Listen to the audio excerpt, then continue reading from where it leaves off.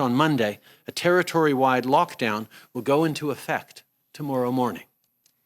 No one wanted to see this news, but it was a possibility we had to be ready for.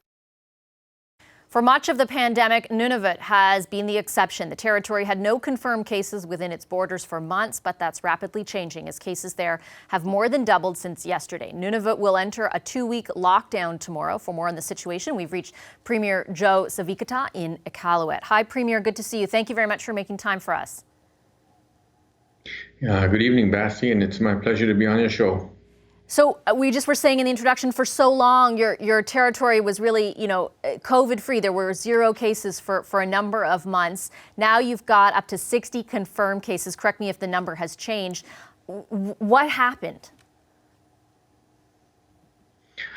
Well, we're not sure. The cases in the south have risen dramatically in the second wave, and I'm sure that had a bearing with us, with the cases coming in. Everyone coming into Nunavut except essential workers do have to isolate for 14 days on our isolation hubs.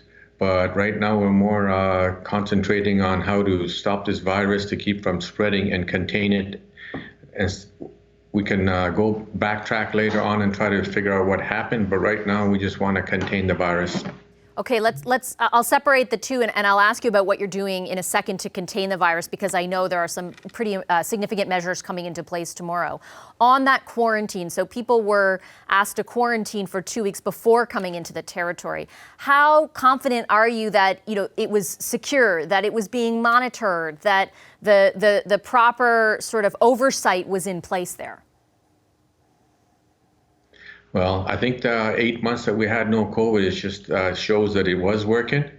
We're not sure where the weak link or the breakdown happened, and that will be looked at and scrutinized once we immediately deal with the crisis that we have right now in terms of the rapid spread of COVID-19 within 4 communities now. Okay, let's talk about that spread. You've got a sort of lockdown, a circuit breaker lockdown coming up. Tell us a bit about that and what it will mean to residents of Nunavut.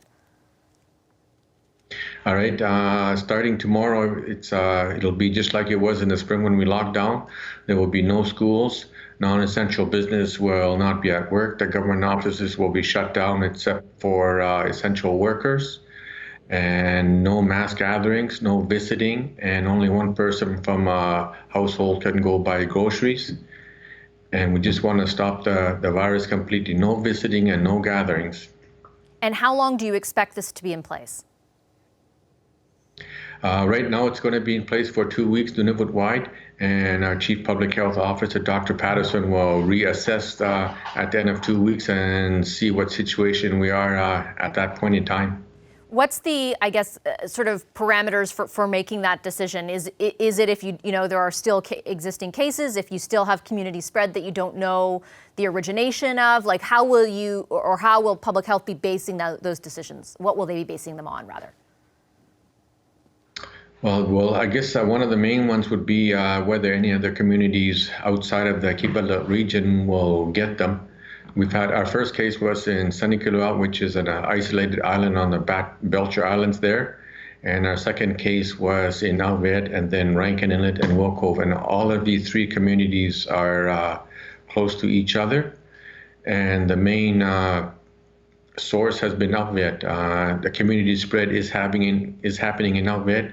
And Rankin, it appears there's no community spread yet. And Will Cove, they're just starting the contact tracing, but so far it appears there's no community spread there either. What about the severity of the cases? Like, are you worried, for example, about the ability to treat people with the virus? If we have any severe cases, yes, we are worried. If anyone has to be put on a ventilator or they're extremely ill, then we would have to be medevac. They would have to be medevac to southern hospitals. But right now, from what I've been told, all the cases are they're isolating at home and they're doing well. No one has been hospitalized, to the best of my knowledge, so far. That's really good to hear. Hopefully it stays that way. If it doesn't, is there a need for greater resources, for example, from the federal government? I know they announced some measures today, but what are those conversations like? What do you need from the federal government? Right now, we're managing on our own, but I'm in constant communication with the federal government, and they said the resources will be made available if and when we need them, whether it's financial or resources like nurses or doctors or hospital space. All of that will be made available. But right now, we are managing it right now. Are you worried about residents' ability to isolate? I know I've heard you speak before about overcrowding, which is a real issue in Nunavut. Are you worried about their ability to do so?